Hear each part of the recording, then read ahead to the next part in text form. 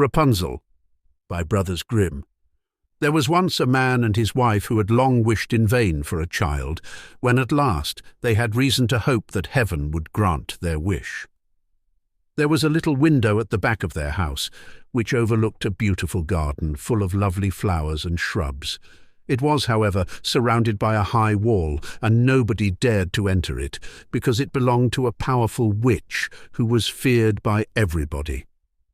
One day the woman, standing at this window and looking into the garden, saw a bed planted with beautiful corn salad. It looked so fresh and green that it made her long to eat some of it.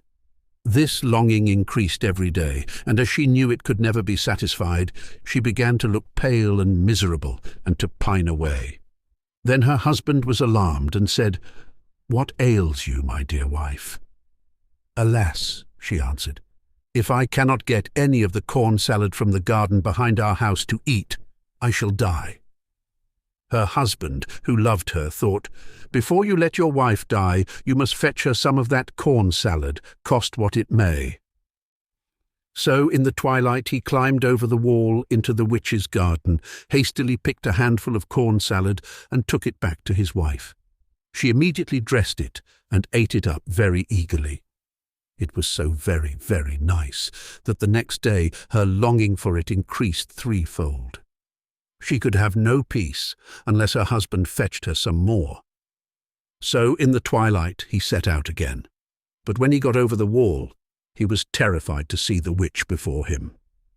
"How dare you come into my garden like a thief and steal my corn salad?" she said with angry looks. "It shall disagree with you." "Alas," he answered, "be merciful to me. I am only here from necessity. My wife sees your corn salad from the window, and she has such a longing for it that she would die if she could not get some of it." The anger of the witch abated, and she said to him, "If it is as you say, I will allow you to take away with you as much corn salad as you like, but on one condition. You must give me the child which your wife is about to bring into the world. I will care for it like a mother, and all will be well with it." In his fear the man consented to everything, and when the baby was born, the witch appeared, gave it the name of Rapunzel, and took it away with her. Rapunzel was the most beautiful child under the sun. When she was 12 years old, the witch shut her up in a tower which stood in a wood. It had neither staircase nor doors, and only a little window quite high up in the wall. When the witch wanted to enter the tower, she stood at the foot of it and cried, "Rapunzel, Rapunzel, let down your hair." Rapunzel had splendid long hair, as fine as spun gold. As soon as she heard the voice of the witch, she unfastened her plaits and twisted them round a hook by the window. They fell 20 ells downwards, and the witch climbed up by them. It happened a couple of years later that the king's son rode through the forest and came close to the tower. From thence he heard a song so lovely that he stopped to listen. It was Rapunzel, who in her loneliness made her sweet voice resound to pass away the time. The king's son wanted to join her, and he sought for the door of the tower, but there was none to find. He rode home, but the song had touched his heart so deeply that he went into the forest every day to listen to it. Once, when he was hidden behind a tree, he saw a witch come to the tower and call out, "Rapunzel, Rapunzel, let down your hair." Then Rapunzel lowered her plaits of hair, and the witch climbed up to her. "If that is the ladder by which one ascends, I will try my luck myself." And the next day, when it began to grow dark, he went to the tower and cried, "Rapunzel, Rapunzel, let down your hair." The hair fell down at once, and the king's son climbed up by it. At first Rapunzel was terrified, for she had never set eyes on a man before, but the king's son talked to her in a friendly way, and told her that his heart had been so deeply touched by her song that he had no peace, and he was obliged to see her.